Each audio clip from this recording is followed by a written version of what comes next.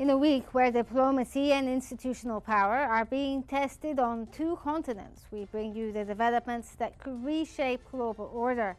In New York, Iranian officials hold 11th hour talks with Britain, France and Germany in the hopes of averting a return to the UN sanctions.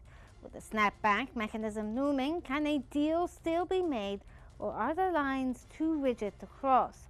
Meanwhile, we turn our attention to the high-profile address by the US President Donald Trump at the UN, his first since reclaiming the presidency. His speech diverse sharp critiques of global institutions and highlights America's renewal of strength. We dissect the political meanings, messages, and global reactions to Trump's address with our experts. Welcome to In Focus.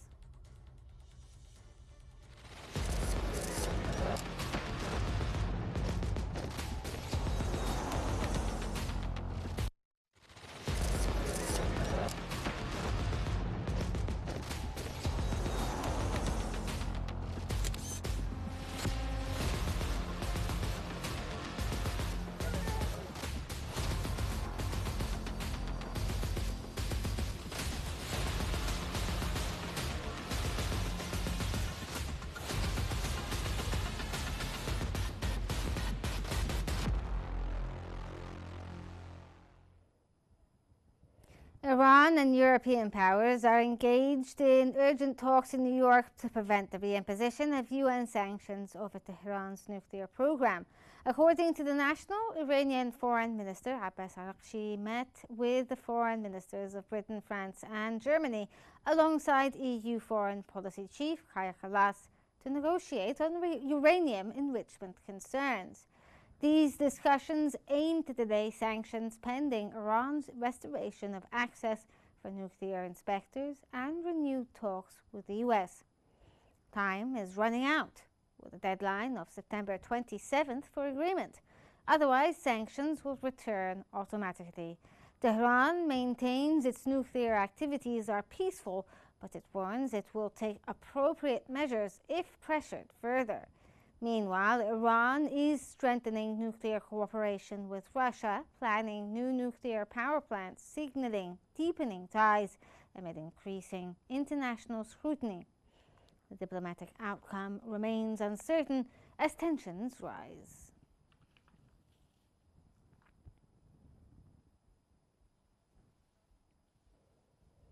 To begin, we turn our attention to Iran's urgent negotiations with the European Troika, Britain, Germany and France, to prevent new sanctions at the UN. These talks, led by Iranian diplomat Araghchi on the sidelines of the UN General Assembly, with the goal to prevent the reimposition of UN sanctions, especially via the snapback mechanism, which the European powers say could be triggered unless Iran meets certain nuclear-related demands.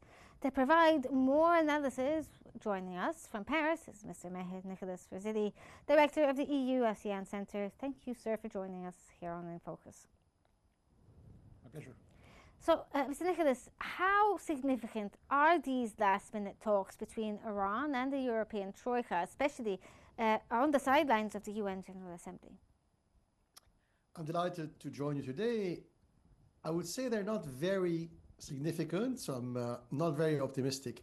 And it's for two reasons. The first one is time. What happened is the maneuvers by the so-called European Troika, so that would be France, Germany, and Britain. They started, softly end of August, and they accelerated 3 days ago, right? They had a meeting 3 days ago, 2 days before the beginning of the 80th UN General Assembly. And what they did, like a poker game, the British, the French, and the Germans, they laid the cards on the table and aggressively, against Iran. And so now the Iranians are panicking. The problem is they're a bit clumsy and the window is narrow because there is a legal technicality, right? And so to make a long story short, because America under the first Trump presidency, if you remember, America stepped out the UN of the Iran nuclear deal, which ironically, that was an American deal. So, in 2015, the driving force behind that Iran nuclear deal was really the White House. And so by stepping out in 2018, already Trump weakened the deal. So the only, big boys left were the Germans, the British, and the French. And to make a long story short, there is a legal technicality. So on October 18, if the European Troika does not activate the snapback mechanism, slapping Iran again with heavy financial and economic sanctions, the situation in which Iran was until the year 2015, right? So if that snapback or clawback mechanism is not activated by the Europeans in 3 weeks, then legally and technically it becomes very difficult for them to do so. Why? Because they have to go back to the UN Security Council, where China and Russia have permanent veto right. And so it's very narrow. And I doubt in that narrow window, we're talking here about barely 3 weeks, I doubt even if they wanted to, I doubt the Iranians could make the needed concessions. So here it's like... Yeah, I mean, you said that like one of the biggest issues here is the fact that the U.S. pulled out in 2016. But there must be other sticking points or issues that Tehran is debating with the European powers other than, the snapback mechanism itself. Well, there are bigger issues, and because there are many bigger issues, it's hard to conceive, unless a miracle happens, it's hard to conceive that in the next 20, 21 days, both sides will agree on a compromise solution. Why? Because they don't want to agree on a compromise solution. Here was hardliners. Why are they hardliners? In the case of Iran, it's obvious. It is an ossified Khomeiniist, Shiite fundamentalist regime. Okay, they're hardliners. But the Europeans are also hardliners because these guys, the policymakers in Germany, France, and Britain are to a large extent neocons. They're neoconservative. And by the way, that's why they hate Trump. They hate Trump because the Brits and the French and the Germans would like to go back to the George W. Bush, Dick Cheney era. And that era is dead precisely because Trump destroyed the Dick Cheney and George Bush and Tony Blair people in Washington. And now the only neocons left, right? The last of the neocons, the neoconservatives, they are in Western Europe. They are in the Troika. So these people, the neocons, they have a hard line vis-a-vis Iran for purely ideological reasons. They are blinded by ideology, just like, Bush and Cheney when they spoke about the axis of evil, right? Yes. And ironically, by a cruel irony, they use the same vocabulary as the mullahs in Qom and Karbala. They speak about evil and ogres and monsters. And so Macron and the mullahs in Karbala, they use the same word, the monsters, the ogres, the snakes, the dragons. That vocabulary is very silly. It's very Manichaean, black and white, and it doesn't lead to a rational compromise, which is what is needed today. Well, which kind of brings on the next point. I know you're saying that both sides may be hardliners, although one could argue that the Iranians are more willing to negotiate things. Now, how do these negotiations fit in within the larger framework of Iran's nuclear diplomacy since 2015? Because the deal they had on the table was working and it was bringing in Iran into the fold, right? Yeah, it was kind of working okay-ish. But, the straw which broke the camel's back was the very theatrical 12 days war between Israel and Iran. And by the way, who stopped? Sometimes, they accuse, the Europeans, they accuse Trump of being a hyperbolic exaggerator, but it's true.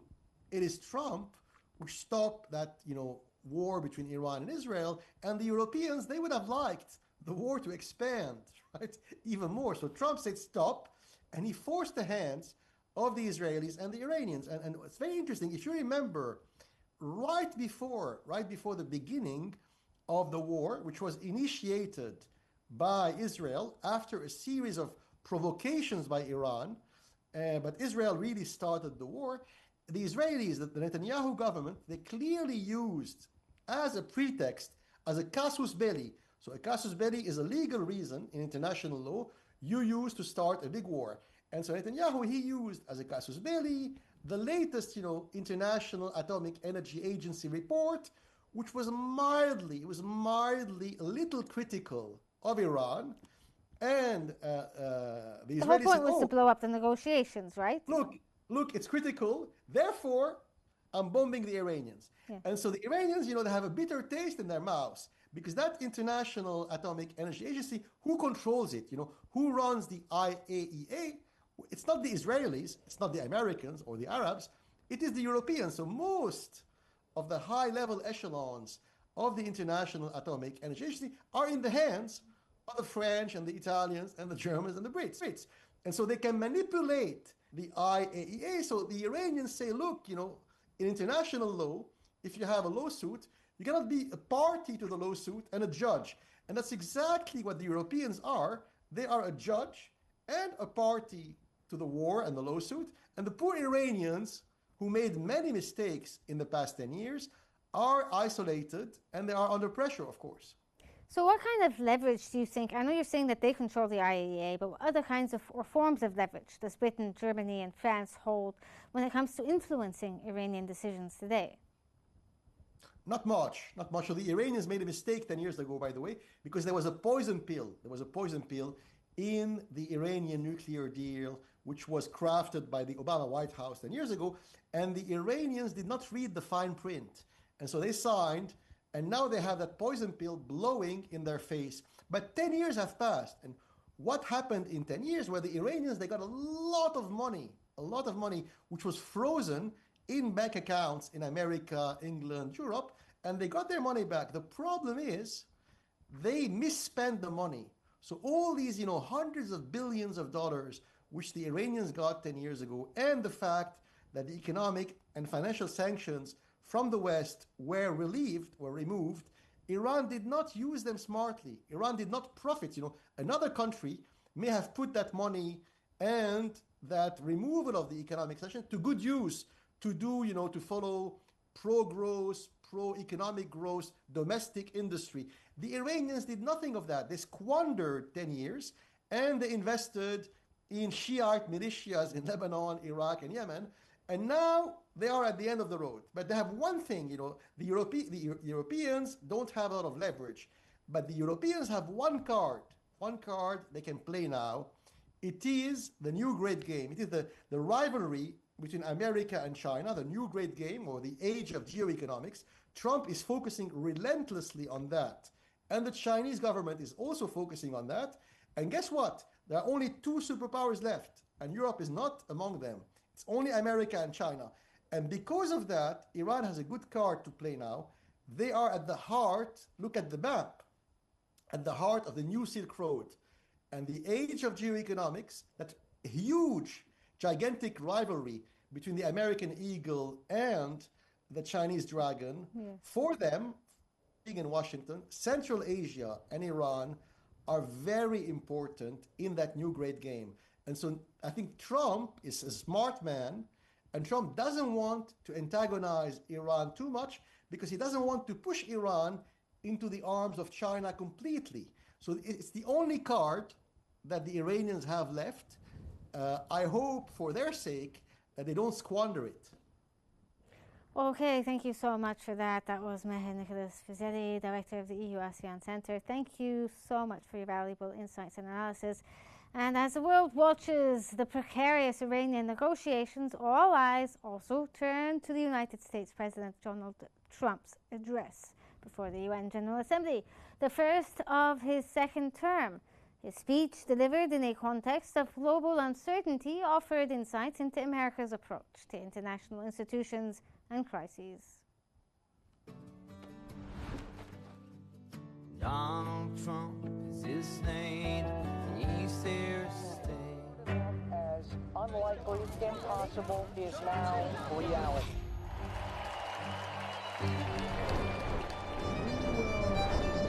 America powerful. We will win, win, win.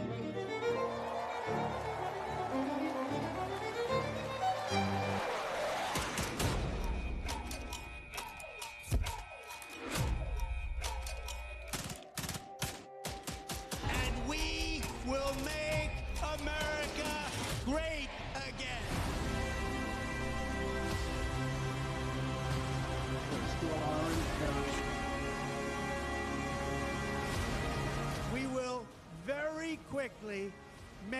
America great again. President Donald Trump has sharply criticized the United Nations in his speech at the General Assembly, condemning the organization as ineffective and failing to fulfill its purpose. Politico stated that Trump asserted that the UN has tremendous potential, but its failings rather falling far short, accusing it of empty words that do not resolve conflicts. Trump claimed credit for ending 7 wars and argued that he had to undertake peacemaking efforts that should have been the UN's responsibility, laminating that the global body did not even try to help in these conflicts. His address painted the UN as outdated, ineffective, and unable to meet the challenges of today's global crises.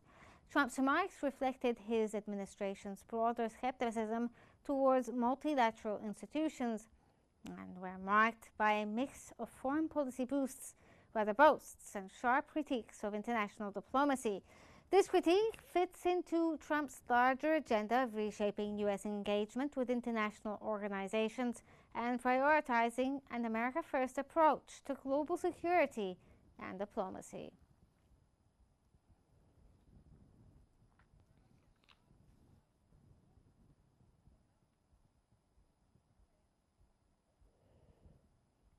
President Trump's return to the UN podium was marked by a forceful reaffirmation of American sovereignty and skepticism about multinational bodies. He confirmed ending 7 wars. His speech criticized the UN for inaction amid global conflicts, reaffirming commitment to putting America first on the world stage, and highlighted ongoing challenges such as the conflicts in Gaza and Ukraine. For more analysis, we're joined by Justin Thomas Russell, a Global Foreign Policy Center Executive Director from Massachusetts. Thank you so much, sir, for joining us. Good to see you, Ron. Let's start off by asking, how would you characterize the tone and the main themes of President Trump's UN speech? He walked into the podium, criticizing the UN from the get-go. At best, it was confrontational. At worst, it was insulting. This is an hour-long speech, which, by the way, we should point out that tradition, heads of state that address the UN General Assembly at the opening are limited to 15 minutes. He did it in an hour. I don't even think Khrushchev went an hour when he addressed as premier of the Soviet Union. So just that alone was taking liberties. I'm sorry, I have to cut you off there, but we have to go to the live speech of Jordan's King Abdullah II at the 80th General Assembly high-level debate. Thank you. Just wait for us. Almost as long, Palestinians have been living through a cruel cycle of yet again, bombed indiscriminately, yet again, killed, injured, and maimed yet again, displaced and dispossessed yet again, denied rights, dignity, their basic humanity yet again. So I must ask, how long will it be before we find a resolution to this conflict, one that safeguards the rights of all sides and allows a level of normalcy in the lives of the families at its core? How long will it be before I stand before you and speak not of suffering and devastation in my region, but of prospect, prosperity, and potential? Sadly, this is not the only conflict in our world, and some may say that other wars are also devastating. But the Palestinian-Israeli conflict remains unique. It is the longest-standing conflict in the world, an illegal occupation of a helpless population by a self-declared democratic nation, and a flagrant violation of repeated UN resolutions, international law, and human rights conventions. A failure that should have elicited outrage and action, especially from major democracies, Instead, it has been met with decades of inertia. My friends, the war in Gaza marks one of the darkest moments in this institution's history. But although it is today's horror, the injustice stretches back decades. The Palestinian-Israeli conflict has been on the UN agenda throughout its 8 decades of existence. How long will we be satisfied with condemnation after condemnation without concrete action? When it comes to the Palestinian-Israeli conflict, it seems that what unfolds in the halls of power is theory. The struggles and suffering on the ground is reality. For decades, we have seen several attempts to achieve a solution by interim agreements and temporary stopgaps, none that delivered on the end game. In fact, many would argue these processes served as a distraction as Israel grabbed more land, expanded illegal settlements, demolished homes, and displaced entire neighborhoods. Muslim and Christian holy sites in Jerusalem have been vandalized and desecrated by those under government protection. And throughout all these years, Israeli families, too, have not been able to live in true security because military action cannot bring the safety they need. Nowhere is that more evident than in Gaza. More than 60,000 Palestinians killed, 50,000 children injured or killed, miles of burnt-out rubble. Neighborhoods, hospitals, schools, farms, even mosques and churches in ruins. Widespread starvation. And what we are seeing is only a glimpse, because never in our modern history has the lenses of international media been obstructed like this from capturing the reality on the ground. Almost 2 years in, and the cruelty of this military campaign continues unabated. Furthermore, the current Israeli government's provocative calls for a so-called Greater Israel can only be realized through the blatant violation of the sovereignty and territorial integrity of its neighbors. And there is nothing great about that.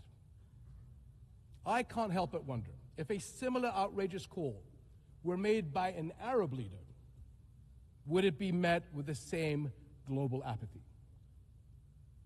The international community must stop entertaining the illusion that this government is a willing partner for peace. Far from it. Its actions on the ground are dismantling the very foundations on which peace could stand, and intentionally burying the very idea of a Palestinian state. It has shown how little it respects the sovereignty of other countries, as we have seen in flagrant violations in Lebanon, Iran, Syria, Tunisia, and most recently, Qatar. And its hostile rhetoric calling for the targeting of Al-Aqsa Mosque will incite a religious war that would reach far beyond the region and lead to an all-out clash that no nation would be able to escape. How long before we hold all nations to the same standards? How long before we recognize the Palestinians as people who aspire to the same things you and I do, and we act on that recognition?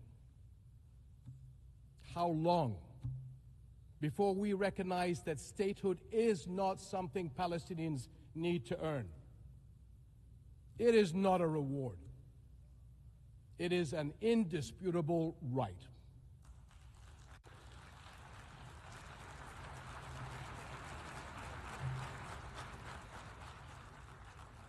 In Jordan, we are determined to work for a world in which people are secure in their homes, are safe to practice their faiths, and are able to live and thrive in dignity. As custodians of Muslim and Christian holy sites in Jerusalem, we safeguard these holy places against actions that violate the city's legal and historical status quo. Compromising the delicate balance in the holy city will turn it into a tinderbox that ignites global conflict. And Jordan is serving as the main base for international humanitarian response in Gaza, working by all possible means to provide critical supplies of aid and food. And we appreciate our regional and international partners. I'm also immensely proud of the many Jordanians, including men and women of Jordan Armed Forces, who are at the heart of this effort. Ground convoys, aircraft crews, doctors, nurses, and mobile medical staff who work even under fire to provide relief. These and countless others carry forward Jordan's deep heritage of compassion and generosity to people in grave need. My friends, amid such darkness, there is a glimmer on the horizon. We are seeing more nations stepping up on behalf of a permanent ceasefire in Gaza, one that ensures the release of all hostages, unhindered humanitarian aid, and support for the Palestinian people as they rebuild. We all know that force is no foundation for security. It is a prelude for greater violence. Repeated wars are teaching generations of Israelis and Palestinians that their only recourse is the gun. Security will only come when Palestine and Israel begin to coexist. Seems I have the same problem as President Trump. Begin to coexist side by side. This is the two-state solution, in line with international law and UN resolutions. An independent and viable Palestinian state with East Jerusalem as its capital, alongside a secure Israel living in peace with its neighbors. For almost a quarter of a century, this has been the promise of the Arab Peace Initiative, in which Arab and Muslim partners around the globe extended their hand. My friends, for the past 2 years, we have finally seen the world's conscience stirring in the courage of ordinary people from every walk of life and every corner of the globe, raising their voices as one and declaring, it has been too long.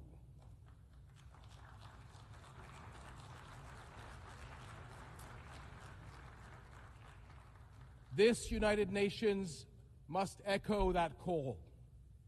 It has been too long, and it must act on that call until peace is a reality. Thank you.